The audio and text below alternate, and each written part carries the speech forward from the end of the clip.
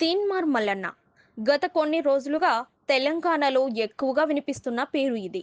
జర్నలిస్టుగా career మొదలుపెట్టి ప్రస్తుతం MLC వరకు ఎదిగిన ఈయన ఇప్పుడు రాష్ట్రంలోనే హాట్ టాపిక్ గా మారారు. కాంగ్రెస్ లో సముచిత పదవిలో ఉంటూనే ఆ పార్టీపైనే విమర్శలు గుప్పించిన మల్లన్నపై ఈ రోజు ఈ వీడియో మీకోసం. యాదాద్రి భువనగిరి జిల్లాలో జన్మించిన తీన్మార్ మల్లన్న అలియాస్ చింతపండు నవీన్ కుమార్ ఉస్మానియా యూనివర్సిటీ నుంచి పొలిటికల్ సైన్స్, హైదరాబాద్ జేఎన్టీయూ నుంచి ఎంబీఏ పూర్తి చేశారు.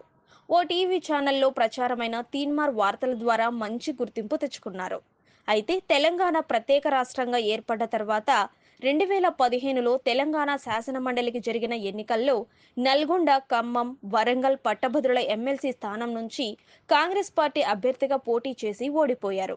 ఆ తర్వాత 2019 ఉప ఎన్నికల్లో హుజూర్ నగర్ అసెంబ్లీ స్థానానికి, 2012లో నల్గొండ, ఖమ్మం, వరంగల్ పట్టభద్రుల ఎమ్మెల్సీ స్థానానికి స్వతంత్ర అభ్యర్థిగా పోటీ చేసి ఓటమి పాలయ్యారు.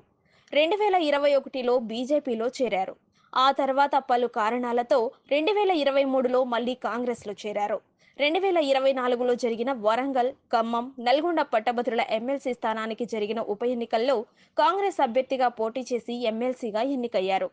ఇక మల్లన్న పాలిటిక్స్ విషయానికొస్తే బీఆర్ఎస్ ప్రభుత్వం హయాంలో పలు కేసుల్లో మల్లన్నను 2021లో అరెస్టు చేసి విడుదల చేసిన సమయంలో జైలు ముందు నుంచే తెలంగాణలో కొత్త పార్టీ రాబోతోందని తెలంగాణ నిర్మాణ పార్టీని ప్రకటించారు.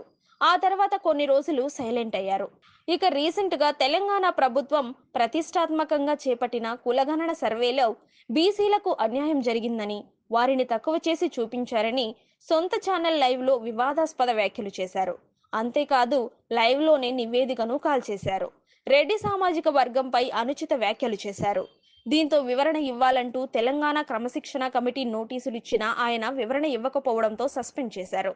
దీంతో మల్లన్న కొత్త పార్టీ పెట్టనున్నారా అనే అంశం మళ్లీ తెరపైకి వచ్చింది.